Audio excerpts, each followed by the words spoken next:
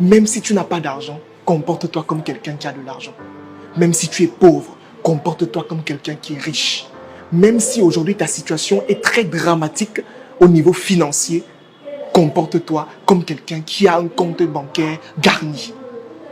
Pourquoi est-ce que je le dis?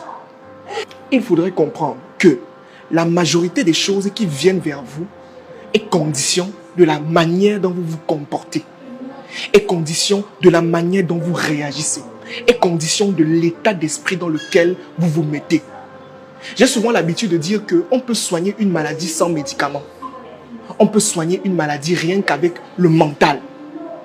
Le problème, c'est quoi? Si actuellement vous partez dans un hôpital et qu'on vous dit par exemple que vous êtes atteint du VIH-Sida, même si vous n'avez pas le VIH-Sida dans le corps, ce qui va se passer, rien que le fait qu'on vous ait dit ça et que ça a touché votre mental, vous allez subir les symptômes. C'est la même chose avec la pauvreté. Quand tu es pauvre et que dans ta tête et dans ton esprit, tu mets justement que tu es pauvre, ce qui se passe de manière simple, c'est que ça se manifeste dans ta vie, ça se manifeste dans ton esprit, ça se manifeste sur ta manière de faire, ta manière de réagir, ça se manifeste sur ta manière de raisonner. Un homme pauvre doit pouvoir marcher la tête haute pour attirer la richesse vers lui. Vous ne pouvez pas être pauvre dans un compte bancaire, mais vous vous permettez de marcher en baissant la tête. Ce n'est pas possible.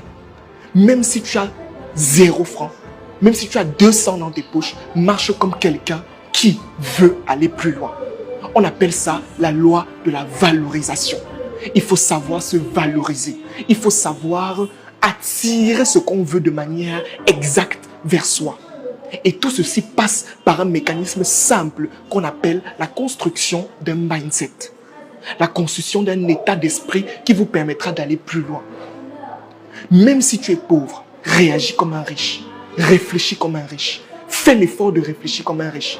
Marche même, côtoie, essaye d'aller dans des environnements où il y a des personnes qui pensent différemment.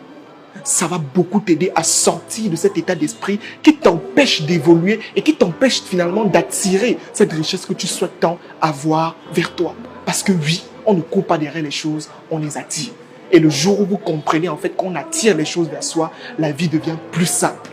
Le jour où vous comprenez que tout part de vous, le jour où vous comprenez que tout ce qui vient vers vous est dû au comportement que vous affichez vis-à-vis de la vie change. Les amis, comportez-vous comme des riches. Réfléchissez comme un riche. Quand vous êtes face à une situation, demandez-vous, mais si c'était une personne riche, comment est-ce qu'elle aurait réagi? Si c'était une personne riche, comment est-ce qu'elle aurait agi? Comment est-ce qu'elle aurait raisonné? C'est le seul moyen, ou c'est la première étape qui vous permettra de sortir dans ce gouffre de pauvreté financière dans lequel vous êtes aujourd'hui. C'était Franck Ngossi et on se